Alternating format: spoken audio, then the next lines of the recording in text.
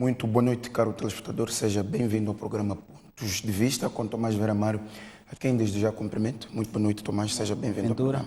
Obrigado. Muito bem, caro telespectador. Hoje vamos discutir 5 temas. São eles o agravamento de taxas sobre a comunicação social, o entendimento entre o governo e a RENAMO, mexidas governamentais, o seminário de oportunidades locais decorrido na província de Cabo Delgado e vamos também, se sobrar tempo, falar da entrevista de Lisbelto Mendes e o movimento de apoio a Samora Machel Júnior. Mas antes disso, vamos ao fato da semana. Tomás Vera Mário escolheu para esta semana profanação de campas em Tete pela empresa Vale Moçambique. Tomás. Boa noite, uma vez mais, aos telespectadores. O meu tema desta semana tem a ver, uma vez mais, com a situação de direitos humanos nas zonas onde existem operações de empresas da indústria extrativa. Neste caso, uma vez mais, a província de Tete, neste caso, uma vez mais, a empresa brasileira Vale Moçambique. Em maio passado, esta empresa derrubou campas da comunidade de Chipanga, em Moatize, com máquinas, sem qualquer cerimônia, sem qualquer intervenção das famílias que dali foram reassentadas, porque a Vale ali extrai carvão. A população reclamou, protestou naturalmente contra este ato vil de profanação de campas de comunidades.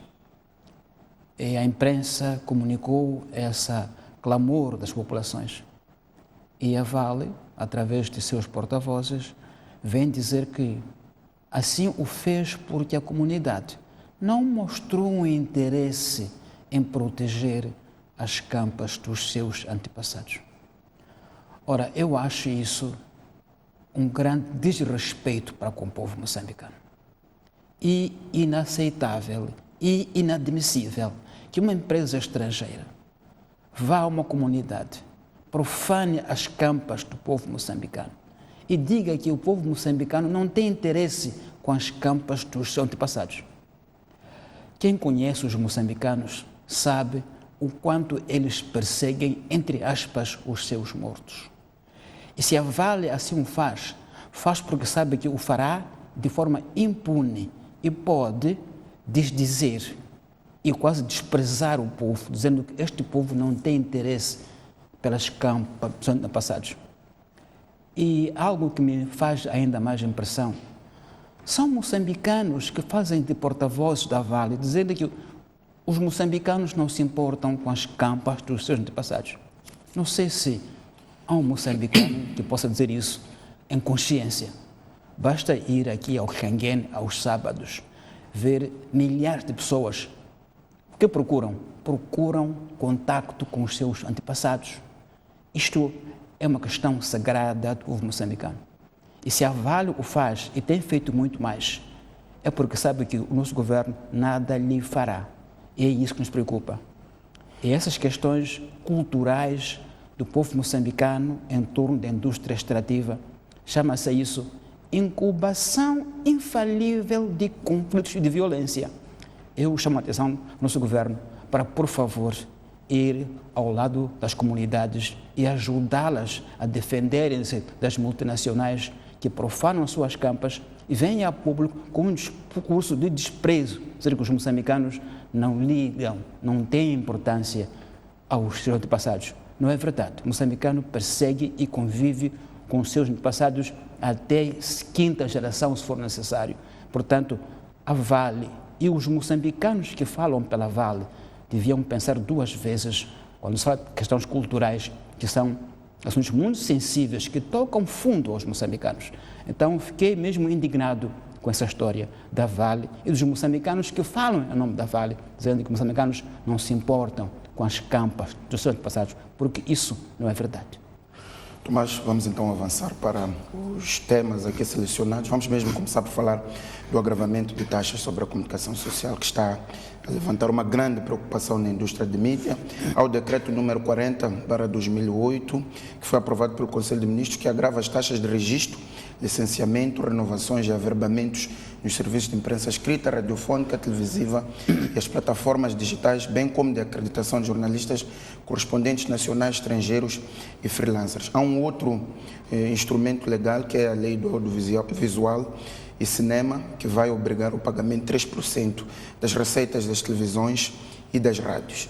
A minha primeira pergunta, Tomás, é o que isto significa?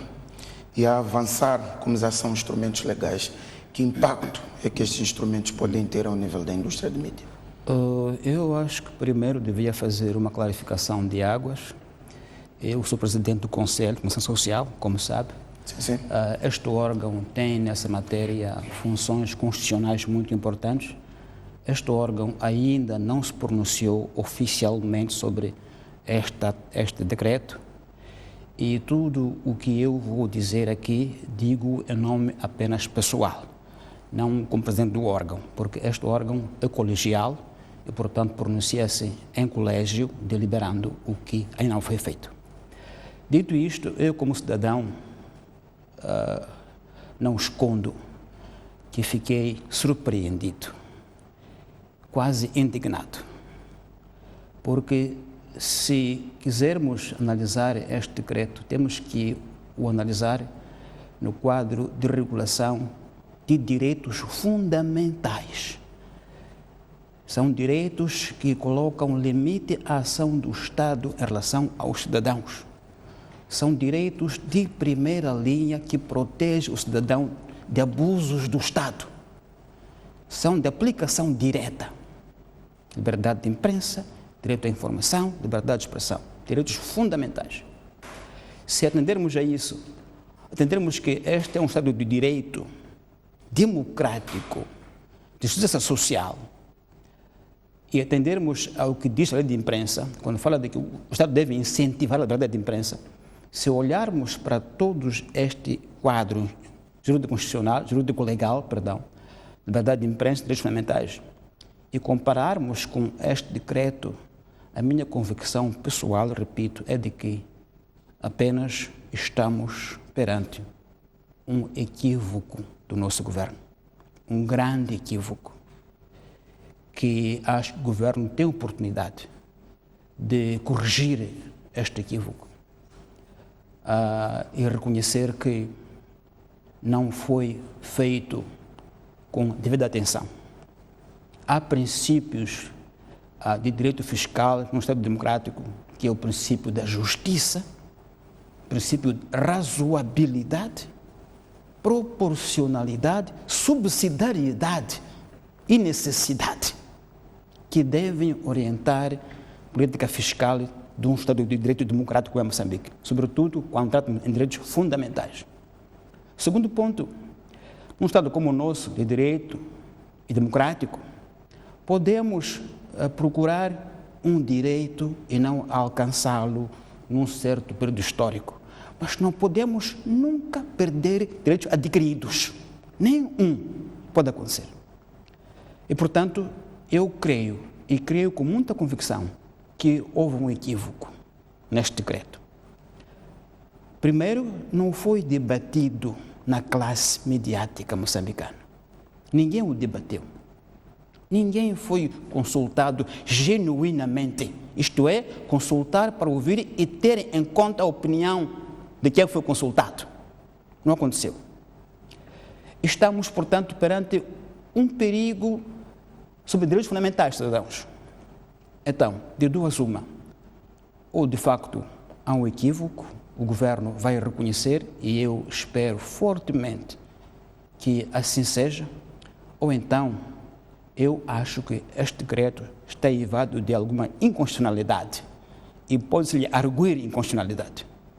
Essa é a minha primeira avaliação deste decreto. Inclusivamente, já existe um movimento para o Conselho Constitucional para tentar declarar este decreto inconstitucional. Tomás, a diretora do Gabim, Família Moiane, explicou-se relativamente a este decreto, diz que há necessidade de financiar as atividades do Gabinete de Informação, sustentabilidade do mercado e disciplina também no mercado da comunicação social e também para exercer a sua fiscalização e a sua atividade corrente. Disse também nessa entrevista que há vários estudos que foram feitos para sustentar esta decisão. Estes argumentos colocados pela Emília Moiano, no seu entender, justificam a decisão que foi tomada? Esses estudos, se existem, devem ser colocados a debate, primeiro da comunidade mediática moçambicana, para que ela possa perceber o contexto e a fundamentação destas taxas elevadíssimas e quase draconianas.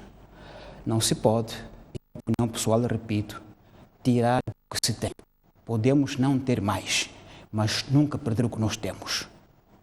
Esse é um princípio sagrado do Estado de Direito Democrático. Por outro lado, há questões de fundo que devemos, em algum lugar, em algum momento, debater. É sobre o alcance dos poderes do Gabinfo. É outra questão, mas de fundo. Temos que discutir como classe, como sociedade. Se caminhamos para uma instância de regulação política da comunicação social, portanto, repondo de forma mais ou menos informal do Ministério da Informação, se é isso que nós pretendemos, temos que chegar a um consenso como sociedade, porque, repito, que estão em causa de direitos fundamentais, conquistados já. E é bom que se diga, já o escreveu, aqui para mim é o maior ícone do jornalismo, o Albino,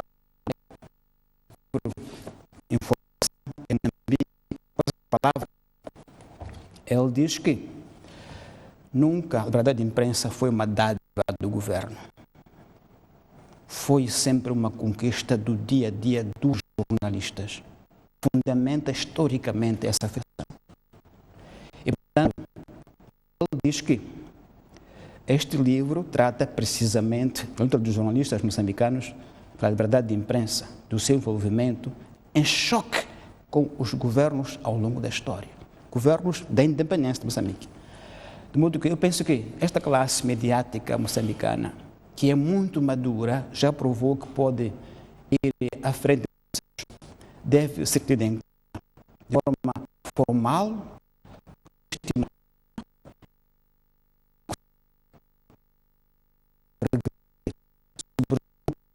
de taxa. Ao longo da história, a liberdade de imprensa, uma das formas que foram encontradas em muitos países de cercear a liberdade de imprensa é via das taxas, via de impostos confiscatórios. Já aconteceu na história. Não creio que o nosso governo queira fazer isso. Eu tenho fé no nosso governo. Tenho fé que este governo não é isso que ele quer. Tenho fé que este governo não tem interesse nisso, nem tem interesse em ter a sua imagem tão chamuscada internamente e externamente. Não acho que sim, até porque não há razão para isso. Então reafirmo que estou convicto que é apenas um equívoco que vai ser corrigido rapidamente. Isto é, colocando a debate de forma aberta, tempestiva e exaustiva todas as matérias que regulem o direito fundamental. O Conselho de Comunicação Social, que está aqui a falar com o seu presidente, neste caso concreto, podia até ser consultado, mas ele não é suficiente para pôr a classe vinculada. A classe é muito mais vasta. Tem um sindicato, tem um MISA, tem as empresas, tem rádios comunitárias, que é uma conquista desse país única em África. Todas essas instituições não foram envolvidas nessa decisão. Eu falo com algum calor porque faço parte dessa história, Boaventura. Aquilo que hoje é o quadro da mídia moçambicana, que tanto nos orgulha, eu fiz parte como contribuinte importante. E uma das componentes desse quadro foi o projeto de mídia da Unesco, que eu coordenei ao longo de 10 anos. Investimos 10 milhões de dólares em Moçambique.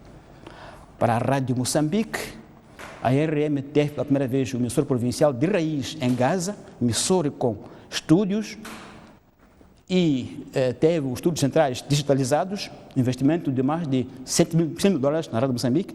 Investimos rádios comunitárias nos distritos todos, fomos a Micanguelas, fomos a Metangula, fomos ao Moine, com o governo atrás a nos apoiar. O presidente Chissano foi conosco inaugurar a rádio comunitária de Quamba.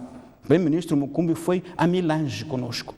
Foi um movimento muito grande que foi feito pós-guerra, com o apoio dos países nórdicos, para ser hoje o que é, este quadro plural de informação.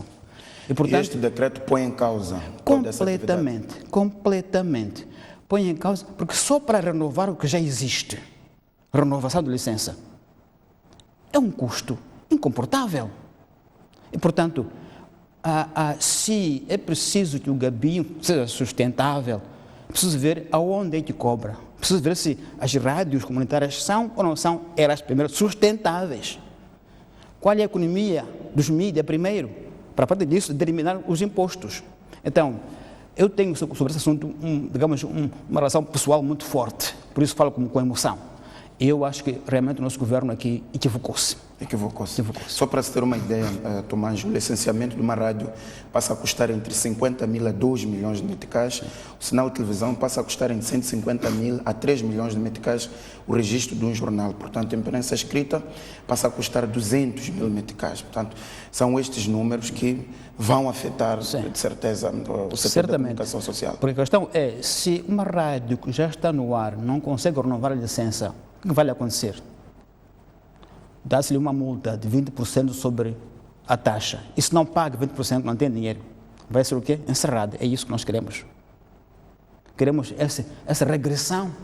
Queremos essa imagem de um país que persegue, na verdade, a imprensa, porque essa imagem agora está no mundo. E mais, agora eu recebi muitas chamadas, Boaventura, muitas chamadas. Numa semana recebi 13 cópias de decreto no meu telefone celular, no meu WhatsApp. 13 cópias de decreto para eu comentar.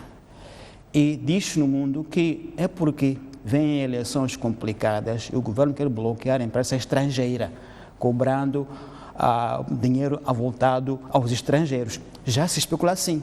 É isso que nós queremos, é mesmo essa mensagem? Então, acho que aqui questões de fundo, que ultrapassam o mero decreto. São questões de natureza política, que devem ser analisadas de forma calma, serena, não cabem ao gabinfo, ultrapassam o gabinfo, com todo o respeito. São questões de política do nosso país muito sérias, têm a ver com a nossa imagem, reputação e prestígio e com aquilo que é a nossa convicção sobre liberdades fundamentais. E eu penso que, assim como colocou o assunto, o nosso governo deve dar à mídia, primeiro, algum conforto. Deve vir com mensagem de conforto à mídia moçambicana, para explicar-se e recolocar a calma, serenidade e credibilidade. Penso que isto é muito forte demais para ficar com o gabinfo, na minha opinião. Tomás, de qualquer forma, a legislação está feita. Quais são os caminhos neste momento que podem ser utilizados para influenciar um recuo desta decisão? Há esse movimento que se está a realizar? É um decreto, portanto, é uma lei do governo, não do parlamento. Portanto, o governo pode, próxima sessão, se tiver vontade política, revogar o decreto e recomeçar o debate com a classe média. A minha opinião é que se deve atualizar, sim que se faça, mas num quadro de debate e de consenso, para que não haja choques. Portanto, o governo pode revogar o decreto e rapidamente iniciar um processo de diálogo com a classe mediática e com o sindicato de modo geral, para que se explique e se chegue a um consenso em que não haja uma lei segundo a qual o governo quer silenciar-nos, como já vi escrito, o governo quer nos silenciar. Eu acho isso muito grave. Não é necessário, acho que se pode evitar. E acho que o governo mostraria uma atitude de humildade para com os cidadãos, se aceitar revogar e debater com os cidadãos esse decreto de novo, de forma exaustiva, calma, primeiro com as empresas, os gestores, depois com os editores, depois com as instituições de mídia que existem, o sindicato, o conselho, o MISA. Há um espaço. E digo, este país é um país privilegiado. Temos uma classe média que é uma classe muito bem educada, em termos de capacidade de diálogo e de argumentação e de encontrar consensos. Quando foi da lei de imprensa, foi assim. Houve um abaixo-assinado dos jornalistas, o presidente Chissano foi ter com a imprensa no sindicato, discutiram, foi um consenso. Então não vale a pena regredirmos nessa conquista histórica que nós temos de um governo dialogante com a mídia e que tem, por isso mesmo, nome e prestígio. Eu acho que é uma conquista que não se pode perder. O governo tem a oportunidade de reconhecer que houve lacunas na consulta, houve déficit de audição e, portanto, pode repor sem que isso o rebaixe. Eu sempre menciono o modelo do presidente Nussi, que eu chamo de modelo da ética da humildade. A ética da humildade não quer dizer que a pessoa vai se humilhar, não, vai mostrar que eu sou capaz de estar errado e, portanto, posso ouvir-vos e ouvir. Tomás, nota-se que há este decreto número 40/2018, que é o que mais aqui estamos a falar, mas ao mesmo tempo foi aprovada recentemente a lei do audiovisual e cinema, esta que impõe 3% das receitas. E uma vez mais, já agora, a Boaventura, a lei diz que o Conselho Superior deve ser ouvido. Matérias de comunicação jamais social. Fomos ouvidos sobre isso, jamais. Nestes dois instrumentos não chegou a ser ouvido. Jamais o Conselho a reúne e delibera em sessão plenária. Não há decisões no Conselho, há deliberações. É um órgão colegial. A minha opinião até pode ser reprovada no Conselho. Eu sou apenas um no meio de 11. Portanto, o presidente não é um órgão que decide, não é um PCA. É apenas um órgão coordenador. A minha opinião pode não ser a que vale no Conselho. O Conselho reúne, discute, se não há consenso, há votação. E todos assinam a deliberação. Portanto, você pode ir ao Conselho perguntar se houve alguma deliberação sobre qualquer dessa matéria. Vamos dizer, não, nunca ninguém se reuniu para essa matéria. Há matérias que nós deliberamos todos como um colégio, assinamos a ata e está arquivada. Nunca fomos tidos nem achados. Não só sobre isso, sobre muitas outras matérias relevantes à mídia. O Conselho raramente é recordado. E é um órgão constitucional. Note isso. Eu dizer, Tomás, temos o decreto 40/2018, por um lado. Por outro lado, temos a tal lei do audiovisual e cinema que impõe 3% das receitas das televisões e das rádios para o Instituto Nacional de Audiovisual e Cinema. Estas decisões que são tomadas num curto espaço de tempo, sem se ouvir os atores do mercado, é que cria esta percepção de que está-se a apertar o cerco à comunicação social. E mais, parece que há alguma tendência de caos sobre quem que regula a mídia. Porque quem cobra taxas é porque tem capacidade de, não havendo pagamento, punir. É um poder de regulação. Quem é que faz isto? Pode o governo punir a mídia? Tem esse poder de punição? Sancionatório? Tem? Tem um estudo de audiovisual, poder sancionatório. Quem que lhe atribuiu esse poder sancionatório? Então, há questão mesmo de fundo, estruturais, que nós temos que sentar e discutir. Estratégia de informação em Moçambique e sua política, e regulação da mídia, uma vez por todas. Como que não haja uma espécie de cada um tira o seu caju no cajueiro, como quer, conforme a forma que tem. Isto cria caos. E cria instabilidade na mídia. A mídia, repito, é um órgão, são setores de direitos fundamentais, são direitos importantíssimos, de primeira linha. Portanto, quando se faz alguma lei sobre essa área, é preciso muita atenção sobre o risco de provocar convulsões, talvez desnecessárias na sociedade. Então, eu acho que este decreto nos despertou para aquilo que é uma questão muito antiga. Sentemo-nos, comunidade de mídia, e falemos de nós de uma forma estratégica, consolidada, estruturada, para ver se nos esclarecemos, sabemos quem é quem no mercado, o que faz cada um de nós. Porque senão cada um vai começar a cobrar conforme as suas necessidades. O Conselho vai cobrar, o Gabi vai cobrar e por aí fora. Quem é que paga todas essas cobranças? Com que dinheiro? A vir de onde? Então, eu acho que há questões de fundo estruturais que nos despertam, que temos que realmente sentar a sério, discutir no setor e verificar quem é que faz o quê neste setor. E este tema volta a levantar a velha questão da criação de um órgão regulador com capacidade vinculativa para o mercado da comunicação social. Eu ouvi agora que o Gabinfo se reuniu em Xai-Xai, viu na televisão, discutir o papel do Gabinfo como órgão de regulação. Fiquei espantado, honestamente, porque nós, como Conselho, não fomos convidados. Houve um convite para o presidente ir a Xai-Xai, a sessão de abertura da reunião. O presidente havia de ir 200 km para Xai-Xai, ficar 5 minutos a ver a sessão de abertura e voltar para outros 200 km. Não era para participar de um debate, era para a sessão de abertura, para um debate sobre regulação de mídia. É Moçambique. Portanto, meu amigo Boaventura, nós estamos com problemas sérios na mídia. Digo já, temos que ir para uma série de regulação e de entendimento dos papéis de cada um. Então, acho que é uma oportunidade séria de a gente se reunir todos nós, de forma serena, cada um dizer a sua opinião e avançarmos com segurança e serenidade. Muito bem, Tomás, vamos então avançar para o outro tema, que é o entendimento entre o governo e a RENAM. Vimos a comunicação do chefe de Estado na segunda-feira passada, onde já existe um documento escrito para a desmilitarização da RENAM. Qual é o seu entendimento? Até porque depois vimos a reação da RENAM e percebe-se que há um alinhamento entre as lideranças das duas partes. Qual é a sua opinião? É desta vez que se desarma a RENAM?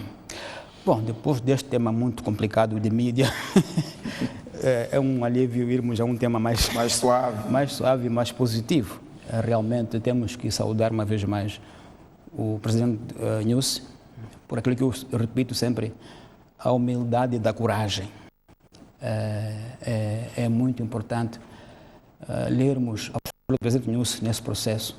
Quando ele, faz agora um ano, decidiu pegar em si e ir a Gorongosa, foi um marco histórico naquilo que é uma atitude de um chefe de Estado que tem um compromisso com a paz. Quando falo de humildade do presidente, não é humildade perante a RENAM ou o TACAM, é perante o povo moçambicano. Ele humilhou-se em termos de que aceitou o desafio de Gorongosa em nome do povo moçambicano. Isso é um marco histórico que temos que saudar todos. Eu acho que demoveu um pouco a resistência, o receio da RENAM. A RENAM percebeu que este processo está com um líder convencido e convicto de que a paz é possível. E este memorando marca isto. E já esta questão de RENAM que falava, tirar as armas das mãos da RENAM.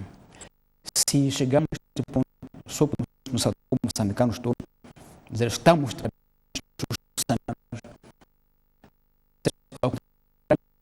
e falhou. Entre eles, discutiram dias e noites, ao telefone, frente a frente, e chegamos ao que chegamos. Só podemos esperar que desta vez, efetivamente, as armas saiam das mãos de quem não deve as ter e fiquem apenas nos quartéis. O memorando, em termos de conteúdo, não está ainda divulgado. Mas essa é uma das questões que é levantado. O líder do MDM colocou essa questão da publicação, pelo menos das linhas orientadoras do memorando. Mas as palavras do Ossufo, uma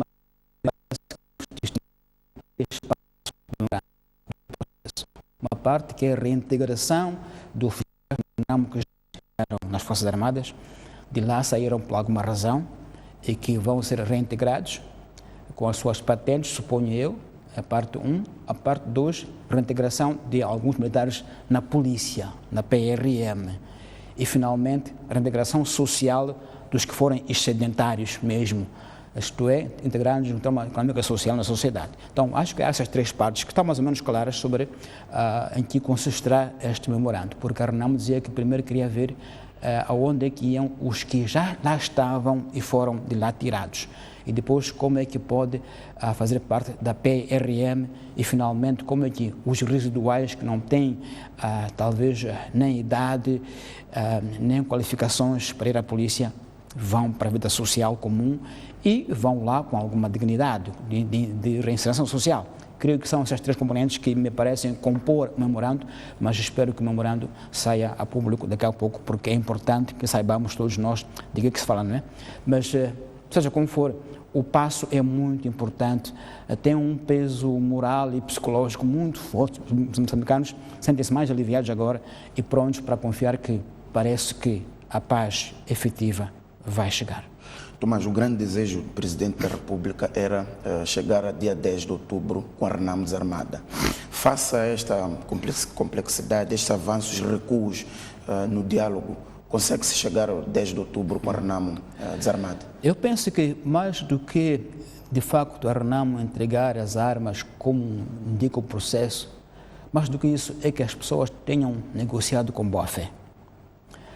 Boa fé significa nada escondido, nada de segundas intenções, mas acreditar que o outro foi honesto e também ser honesto.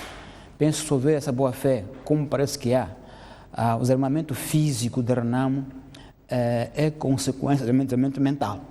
Se a RENAMO mentalmente se desarmar, então as armas, os artefatos em si próprio não têm qualquer perigo. Eu acho que é isso que é mais importante.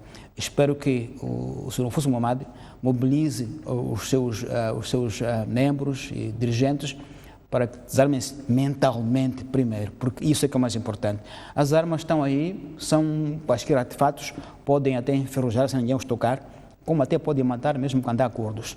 Então, acho que o mais importante é que as partes tenham feito o que fizeram com boa fé, com honestidade, e que o povo possa confiar que sim, desta vez os nossos dirigentes são honestos, como me parece que são, pelo menos da parte do presidente News, penso que já deu provas mais suficientes de que é honesto e é genuíno naquilo que ele diz e faz.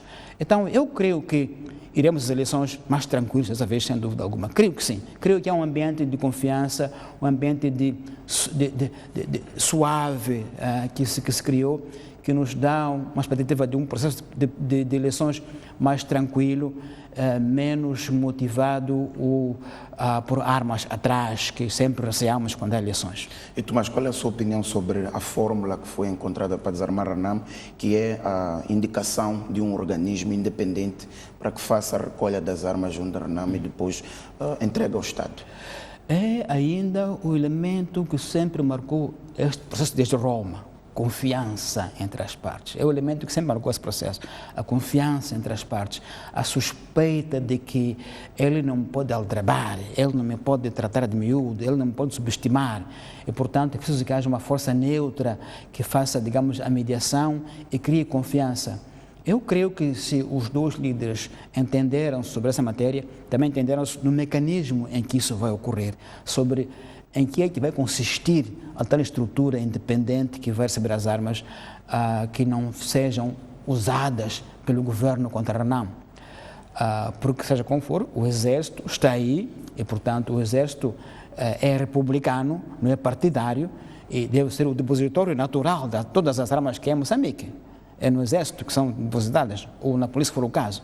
Então, não sei em que consistirá o acordo que estabelece a tal instituição que vai receber as armas que a RENAMO tem, mas eu repito, o mais importante é que tenha havido boa fé, tenha havido uma negociação sem nada nas mangas escondido, sem outra intenção, não será paz. Se isso for o caso, as armas, repito, não matam sem que ninguém as mexa, não é? Só matam quando alguém as mexe. Então, quem as mexe, porque a cabeça mexeu primeiro. Então, oxalá a cabeça esteja calma primeiro, para que as armas também fiquem calmas. Eu creio que vai ser esse o contexto. Se assim se fala, é porque assim se acordou, e assim vai acontecer.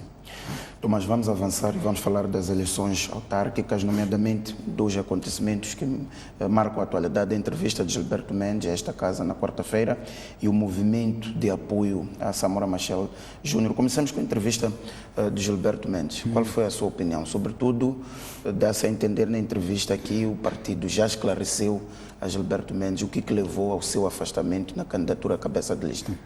Eu penso, já que eu disse, penso que devemos encarar isso como normal, uma democracia madura.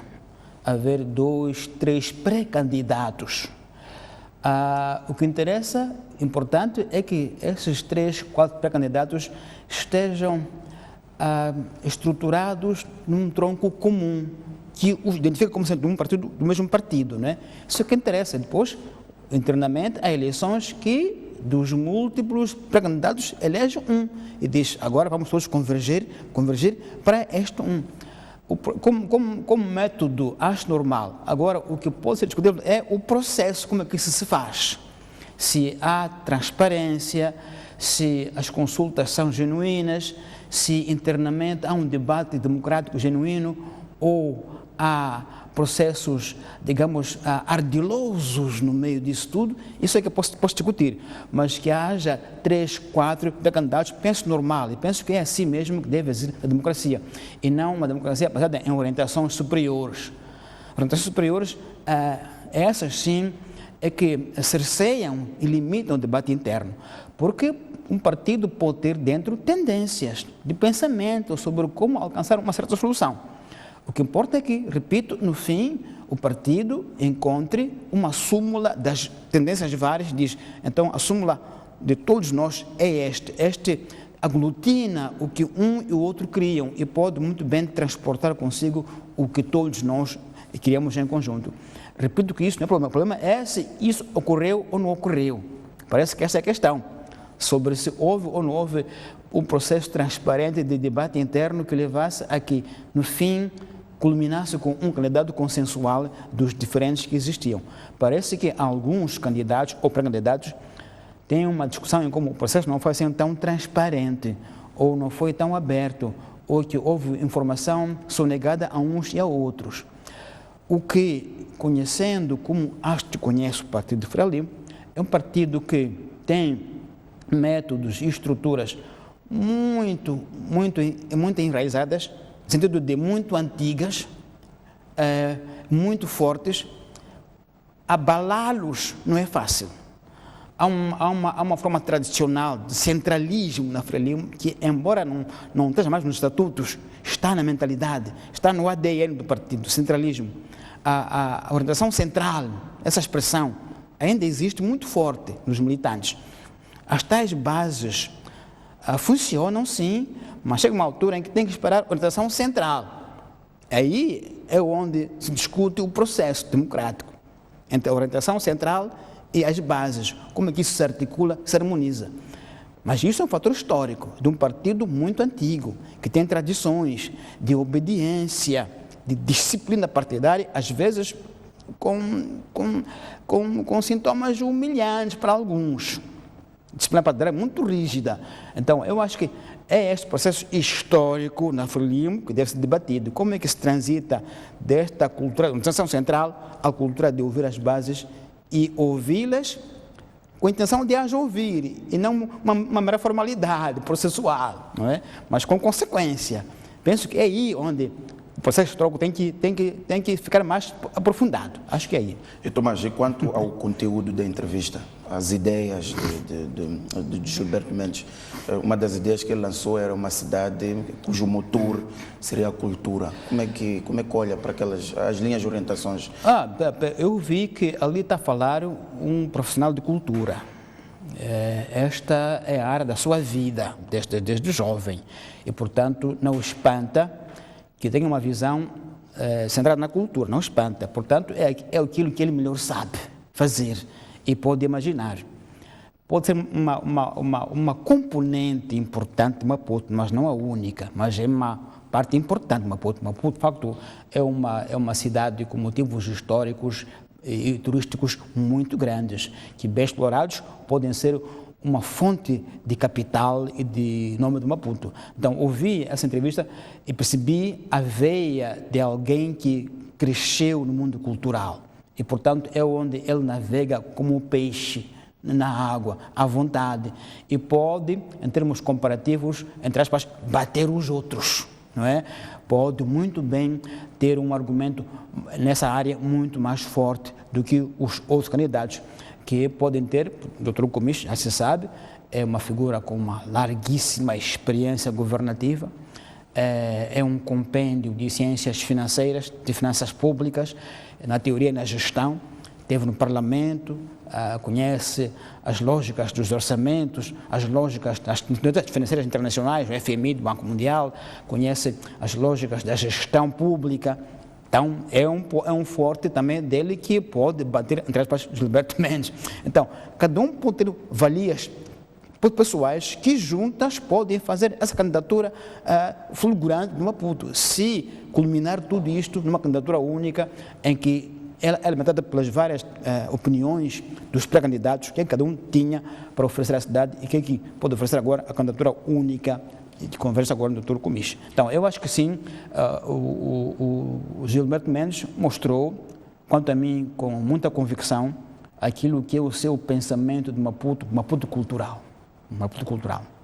Tomás, vamos então também falar do movimento de apoio a Samora Machel Júnior, não tanto pelas pessoas que vimos nas reportagens no escritório privado de Samora Machel Júnior, mas sobretudo por aquilo que disse no fim Samora Machel Júnior, que vou pensar porque o povo está em primeiro lugar. Como é que podemos, se bem que é um campo de especulação, mas o que lhe parece estas declarações e este movimento de apoio, tendo em conta que o processo na Frelimo, para todos os efeitos, está encerrado? Sim, eu penso que o Samora Machel Júnior é jovem, tem tempo à sua frente, para fazer uma carreira política, se quiser fazer carreira política, e, portanto, pode ser que, a partir daí, ele queira ganhar mais visibilidade, queira criar um espaço para que aquilo que ele pensa na política moçambicana seja mais conhecido, porque não é uma pessoa muito discreta, não é uma pessoa pública, não é uma pessoa que anda em debates públicos, que se exponha nas televisões, nos jornais, nos comícios,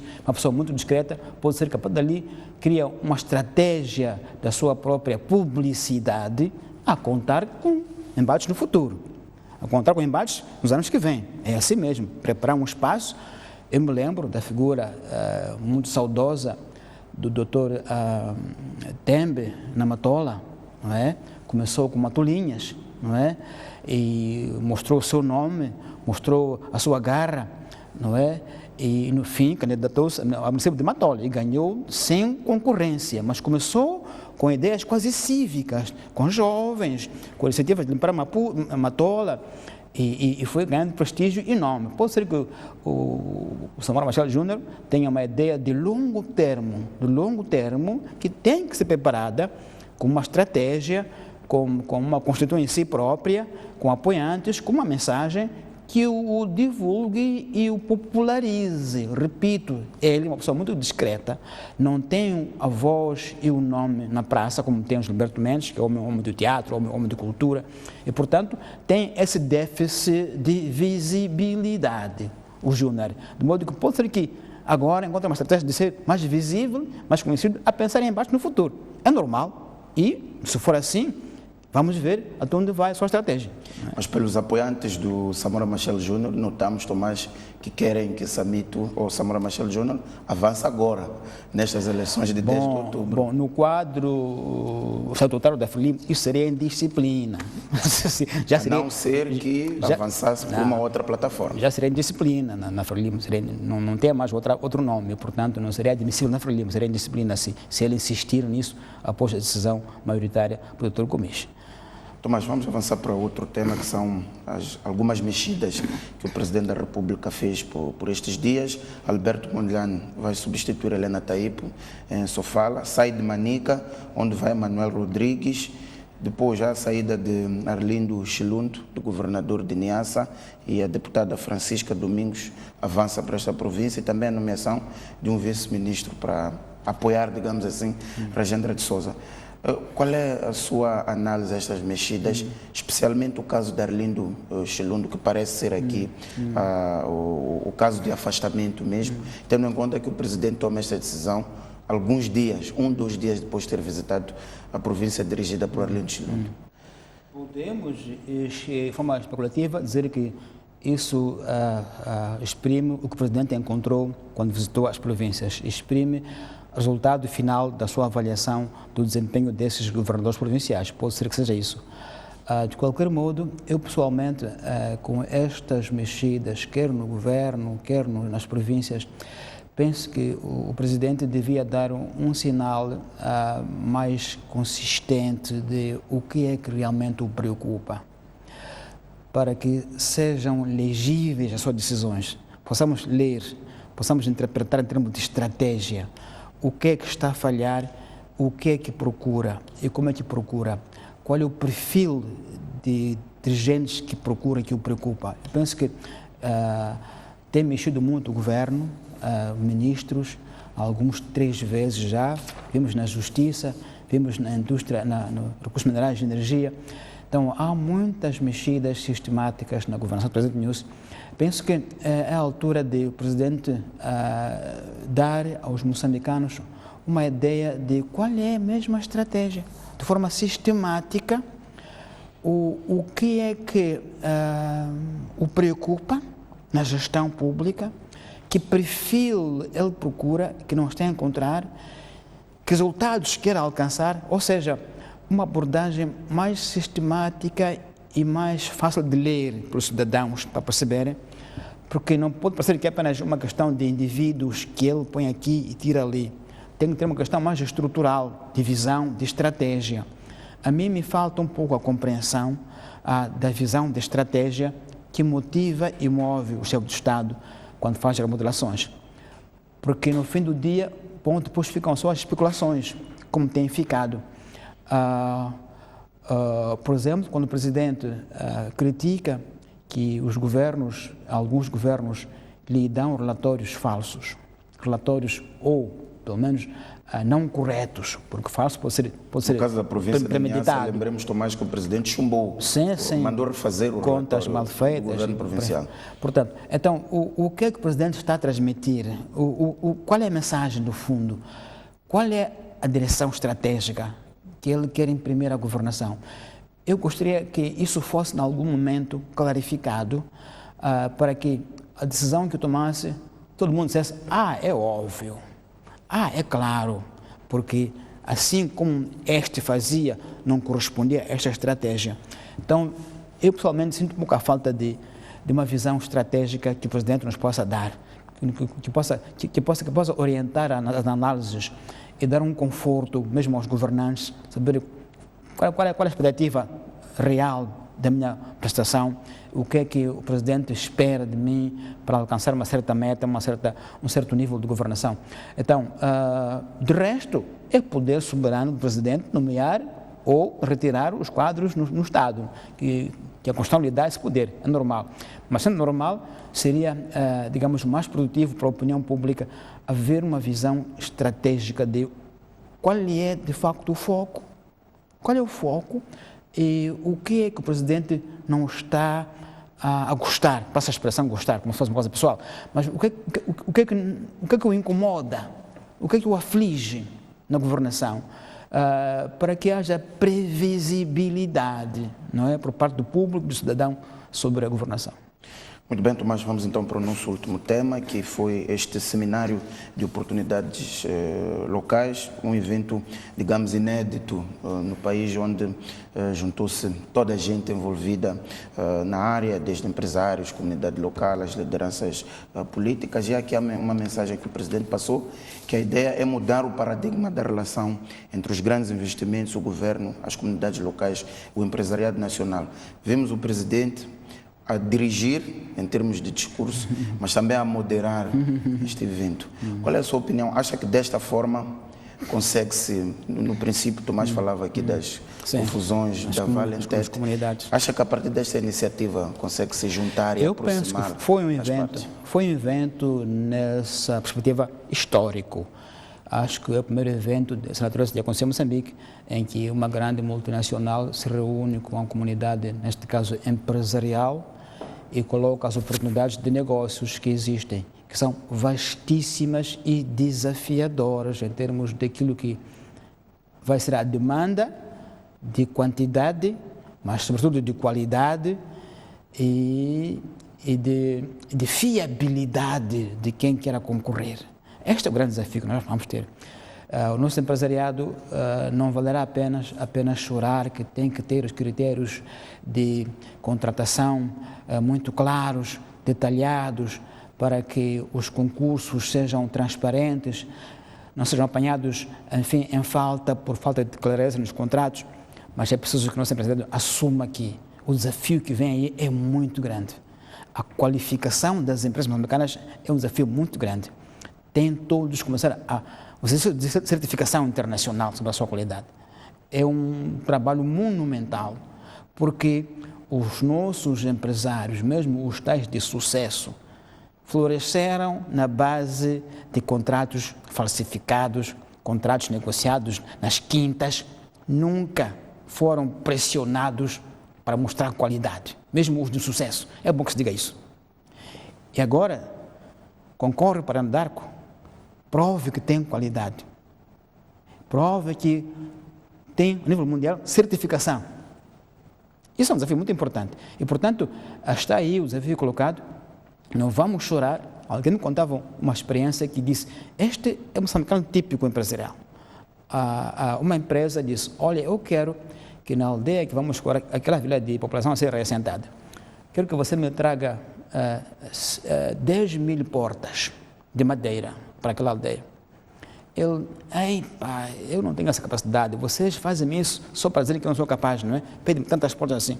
Então dizia uma empresa, não, você é a empresa que vai liderar o processo. Procura outros carpinteiros, associa-se, você lidera a qualidade das portas. vem para aqui. Diz que outros, para me roubarem. Não vou fazer isso. Está a ver a mentalidade do nosso empresário. Foi bem aconselhado. Você lidera o consórcio. Vai em frente. Procura os carpinteiros. Mas traga cá 100 mil portas para a de população ser assentada. Diz que não tem capacidade, mas também não quer associar-se a outros que não confiam nos outros. Então, há uma questão de mentalidade de empresariado moçambicano que tem que ser desafiada, muito a sério, se é que é para ter oportunidades de negócio em Palma, que são muito grandes, muito desafiadores. Só o investimento na primeira fábrica, no primeiro comboio, 2,5 milhões de dólares. É muito dinheiro. E, portanto, mais do que o emprego, são os serviços que vão ser oferecidos. É que a vantagem está aí, não é no emprego. O emprego não tem nada lá, é muito poucos de emprego. São serviços à volta do projeto. E, portanto, eu penso que foi bom, a Anadarko foi lá, mostrou as potencialidades e deixou o desafio aos moçambicanos. Daí a oportunidade, ou se unam e parem destes negociatas de tráfico de influências, negociatas de telefonemas, parem com isso, organizem-se como empresas sérias, que têm nível mundial, e concorram, ganhem dinheiro, mas de forma eficiente, fiável e que prove que podem ser service providers, que dê as coisas à hora. Se dizer assim, nós queremos aqui, em cada manhã, frangos, na ordem de 10 mil frangos, 5 da manhã. Tem que levar frangos 5 da manhã, 10 mil frangos, fresquinhos. Não pode dizer, o carro furou o pneu. Não pode ser. Logo é desqualificado. Então, é um desafio muito grande que Moçambique está a receber. Em condições normais, devíamos ter feito essa conferência 10 anos antes e o Estado moçambicano dar estrutura às empresas, dar as oportunidades, informar, alertar aos poucos, 10 anos antes, para quando chegasse o grande projeto, estamos prontos para receber o grande capital e vamos tirar dele proveito. Agora não, é tudo em cima da hora, mas pronto, está aí o desafio, vamos lá ver quem tem dedo para tocar a guitarra. Muito obrigado, Tomás. Ficamos então assim feito o programa Pontos de Vista. Boa noite. Assim, caro telespectador que nos acompanhou, o programa termina por aqui. Até daqui a 7 dias.